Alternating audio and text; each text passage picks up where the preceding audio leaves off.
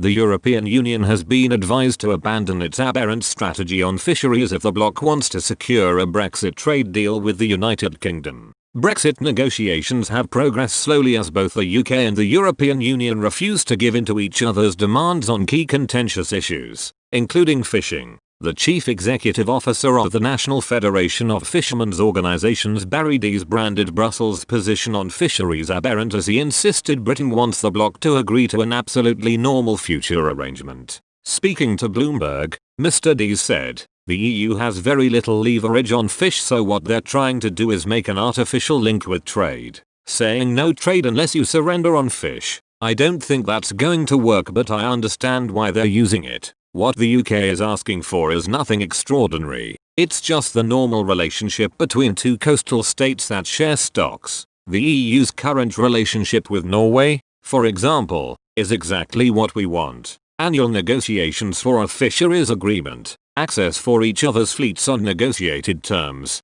quota shares that reflect the resources in each other's waters. Absolutely normal. It's the EU that is aberrant on this. The EU is the outlier on fish." The Norway option was put forward as an alternative to the Chequers deal former Prime Minister Theresa May proposed in November 2018. The UK would be required to apply to join the European Free Trade Association, EFTA, but membership would require the consent of the parliaments of the other member states, including Norway. Oslo, however, voiced an opposition to letting the United Kingdom join EFTA, with Norwegian Conservative MP Heidi Nordby Lund suggesting London would mess it all up for us. "The way you have messed it all up for yourselves," Ms. Nordby Lund added. "Norway's arrangement with the EU works for us because we respect its laws and freedoms, not like Brexiters. The UK seems to be considering joining our EFTA family as a temporary solution. Norway for now, until it gets a better deal. It really surprises me that anyone would think Norwegians would find that appealing."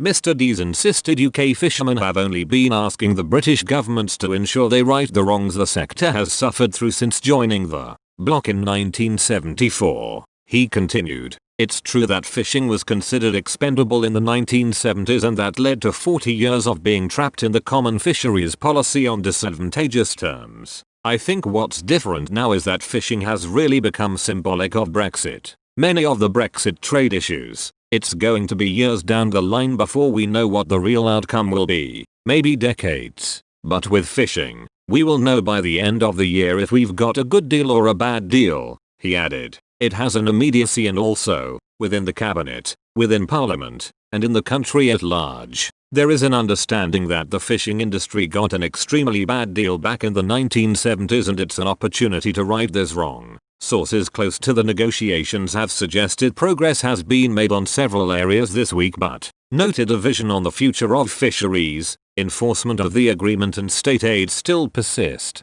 UK negotiator Lord Frost is expected to reassure Number 10 a deal can still be secret if both sides committed to working extremely hard over the next few weeks. EU leaders will be discussing the state of the talks during this month's EU summit in Brussels from Thursday before a phone call between European Commission President Ursula von der Leyen and Prime Minister Boris Johnson this weekend.